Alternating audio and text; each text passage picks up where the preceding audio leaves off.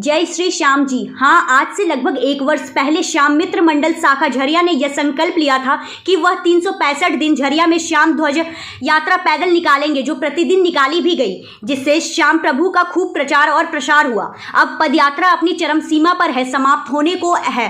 ऐसे में उसका समापन भी बहुत ही भव्य तरीके से करने की योजना है। इसलिए तरह तरह के कार्यक्रम आयोजित कर और दूर दूर से भजन गायकों की मंडली को बुला करके भजन कीर्तन और हनुमान चालीसा का अखंड ज्योति पाठ का तरह तरह के आयोजन किए गए हैं, जिसके लिए आज श्याम प्रभु धर्मशाला के सभागार में एक प्रेस वार्ता बुलाई गई।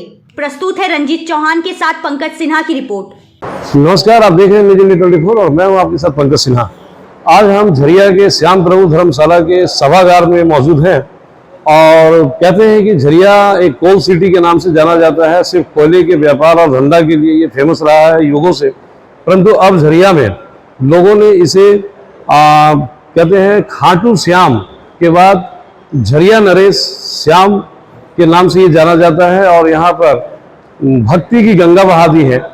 हर महीने हर वर्ष कुछ न कुछ ऐसा धार्मिक आयोजन, धार्मिक कार्यक्रमों का आयोजन करके इसे एक धार्मिक शहर के रूप में बदल दिया है। वैसा ही कुछ 1 साल पहले एक 365 दिन पद यात्रा, ध्वज पद यात्रा प्रारंभ किया गया था, जिसमें प्रतिदिन सुबह सुबह श्याम प्रभु का निशान लेकर के लोग इसी श्याम मंदिर से निकलते थे, झरिया भ्रमण करते थे और झरिया वापस इसी मंदिर में आ जाते थे, जिससे कि समझ लीजिए कि झरिया में श्याम प्रभु के भक्ति का एक बयार सा बहने लगा था। और तो और ये भी कहते हैं कि भाई ये जो कार्यक्रम होते हैं इसने न सिर्फ धार्मिक प्रचार किया है, बल्कि लोगों में श्याम भक्ति की नींव डाल दी है।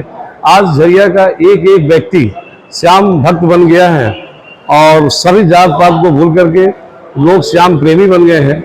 और अब इस श्याम ध्वज पद यात्रा का समापन होने वाला है, 10-12 दिन रह गए हैं।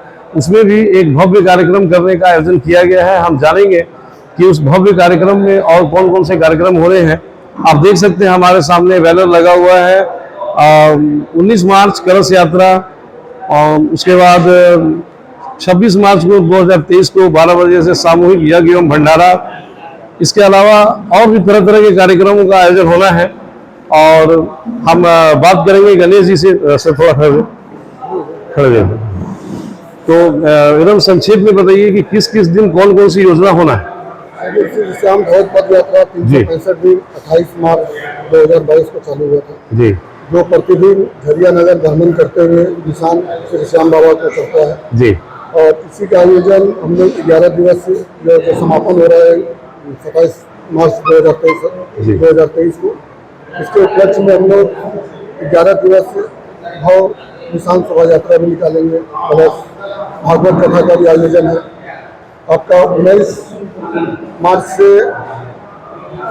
को सुबह 10 बजे से कलश यात्रा है। उसके बाद अपना झरिया भ्रमण करते हुए ये अपना श्याम प्रभु धर्मशाला पहुँचेगा। उसके बाद 3 बजे यात्रा है।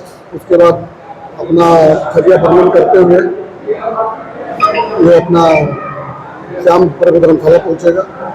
उसके बाद 3 बजे से संध्या 6:30 बजे तक 19 तारीख से लेकर 25 तारीख तक आपका भागवत कथा है।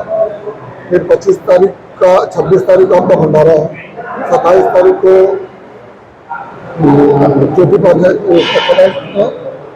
51 के निशान है 27 तारीख को जी। 28 तारीख को ज्योति पाठ है जी। और 29 तारीख को सुंदरकांड है। उसके बाद समापन भंडारा उस समय सब। चलिए, ये तो बहुत ही भव्य कार्यक्रम हुआ, लेकिन ये 365 दिन जो श्याम ध्वज पद यात्रा थी, ये तो अब समाप्ति की कगार पे है। क्या इसके बाद भी कुछ इस प्रकार की योजना आप लोग को शुरू करना है?